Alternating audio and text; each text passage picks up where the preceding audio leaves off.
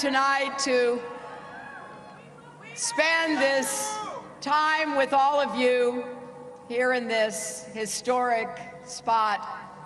And to all the volunteers, the activists, the union organizers, the hard hats I see in the audience tonight,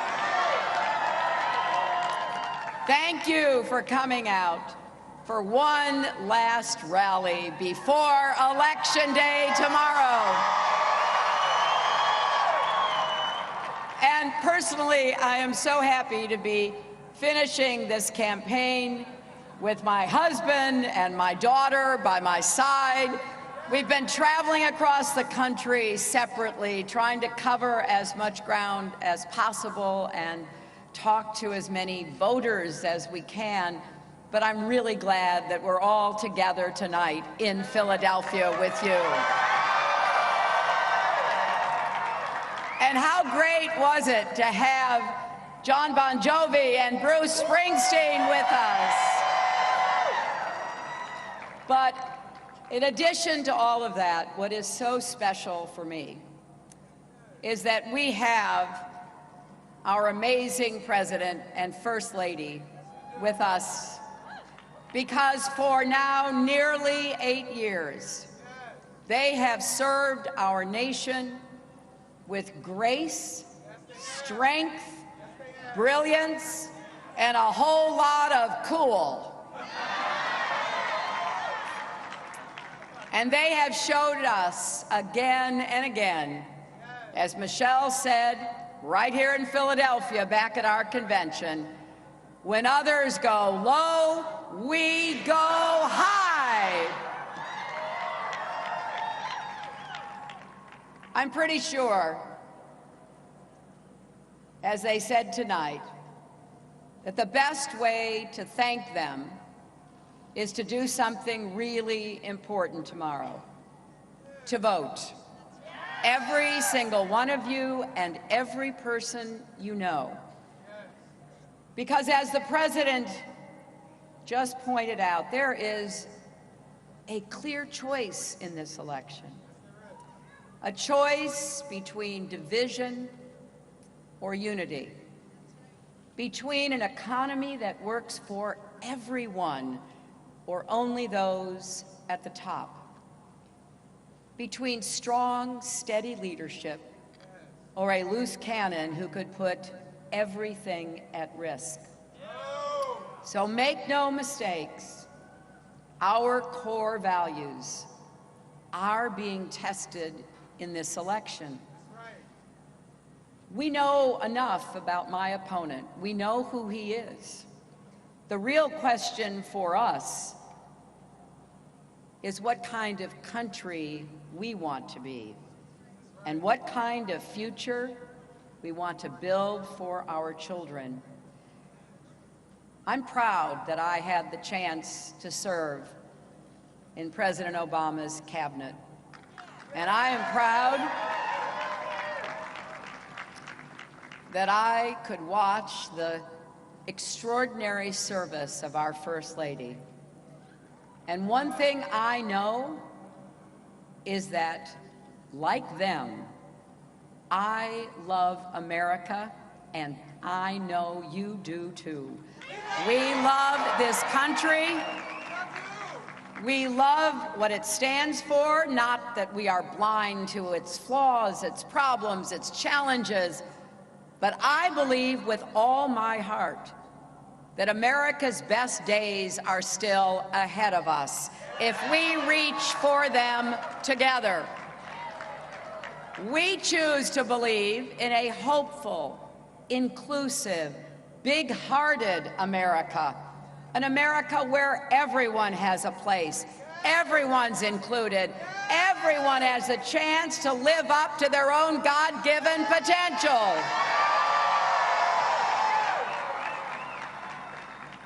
There have been so many memorable moments in this election for me, and most of them revolve around the people that I've had the privilege of meeting.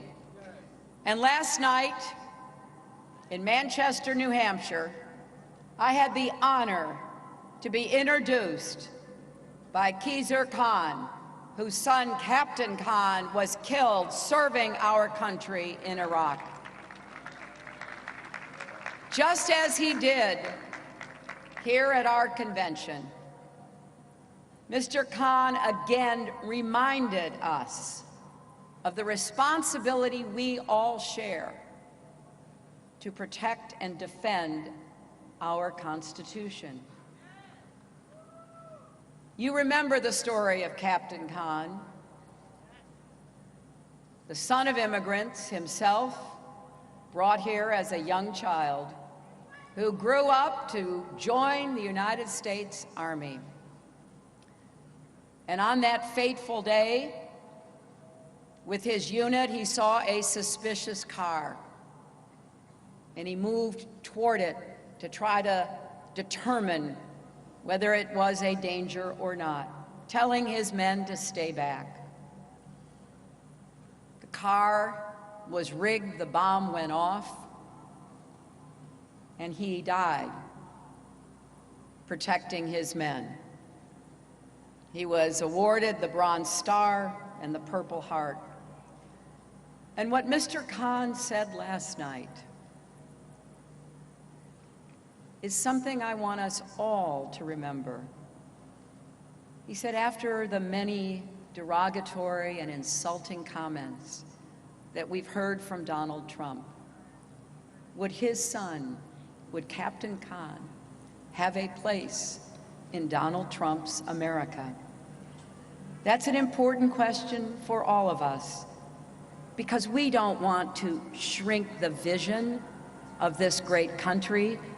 We want to keep expanding it so that everyone has a place to pursue your dreams, your aspirations, the future that you want to create for yourselves and everyone else. Think about that when you go to the polls tomorrow. Think about how throughout our history, generations of Americans just like us have come together to meet the tests of their time. And yes, as President Obama said, it started right here in Philadelphia, when representatives from 13 unruly colonies came together to launch the greatest experiment the world has ever seen. Our parents and grandparents defended that democracy. They built the great American middle class. They marched for civil rights and voting rights, for workers' rights and women's rights, for LGBT rights and rights for people with disabilities. And tomorrow, we face the test of our time. What will we vote for, not just against?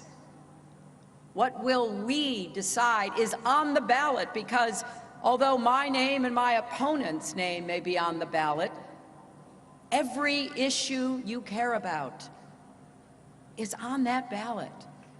If you believe that America thrives when the middle class thrives, then you have to vote. If you believe all of our kids should have good schools and good teachers no matter what zip code they live in, then you have to vote. If you believe college should be more affordable, you have to vote. If you believe we must reform our criminal justice system so everyone has respect for the law and everyone is respected by the law, you have to vote. If you believe we need to protect our kids and pass common sense gun safety reforms, you have to vote. If you believe we must raise the minimum wage and finally guarantee equal pay for women, then you need to vote. Now, you know, every time I say that last part about Equal pay for women. My opponent accuses me of playing the woman's card. Well, you know what I say. If that's playing the woman's card, then deal me in. So it is not just my name or Donald Trump's name on the ballot tomorrow. Every issue you care about is at stake.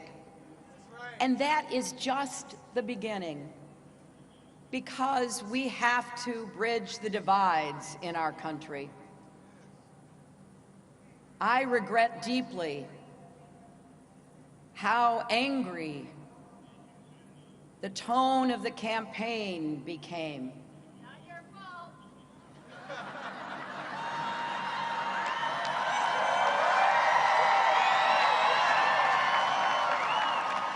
And by the way, did any of you see those debates? Well, I stood next to Donald Trump for 4.5 hours, proving conclusively I have the stamina to be president and commander-in-chief.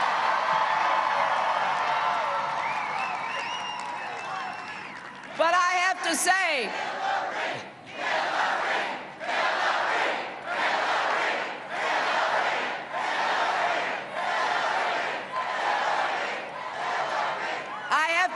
that there were so many really troubling things that my opponent has said, but probably the most horrifying was at the end of the last debate, after he has insulted everyone, more than half the population, by the way, immigrants, African Americans, Latinos, POWs, Muslims, women.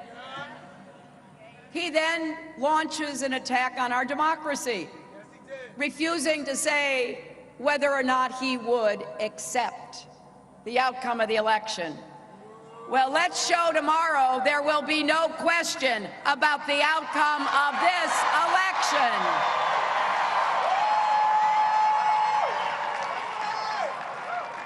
But I also want you to know I will be a president for all Americans.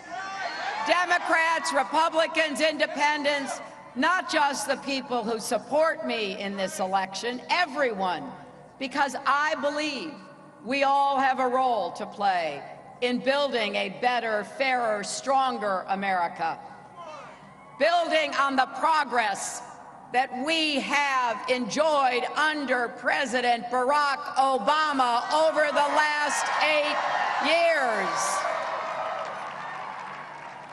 I am not going to let anybody rip away the progress we've made and turn the clock back, sending us back in time where people are free to question the foundation of our country. What our founders here did, you know, they did not agree on everything, in case you haven't remembered. There were lots of contentious arguments, but they saw a higher purpose, and they came together. That's what I want us to do, and we can take the first step tomorrow. Please make a plan to vote. Pennsylvania, it all happens tomorrow.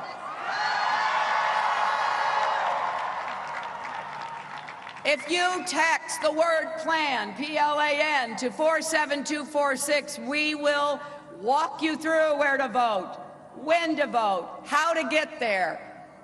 You can do that right now. And please tell your friends, your family, your neighbors. And you can go to iwillvote.com and get all the information you need. Every person who lives in Philadelphia lives within 5 blocks of your polling place. That's it, just 5 blocks. And the polls open at 7 a.m. and they close at 8 p.m. And remember, if you're in line at 8 p.m., they have to let you vote. And so we need your help. In these last hours, we need your help knocking on doors and making phone calls, helping to turn people out, maybe helping people who need assistance to get to the polls. You can still volunteer by going to HillaryClinton.com. because none of us want to wake up on Wednesday morning and wish we had done more. Years from today, when your kids and grandkids ask what you did in 2016, when everything was on the line, I want you to be able to say that you did vote. You voted for an inclusive, big-hearted, open-minded country future that will make sure that we all keep moving together, because I do believe we are stronger together. And you voted for an America where we build bridges, not walls. And maybe most importantly, you voted in great numbers to demonstrate conclusively, once and for all, that yes, love trumps hate. Let's get out and vote, Philadelphia, tomorrow. Let's make history together.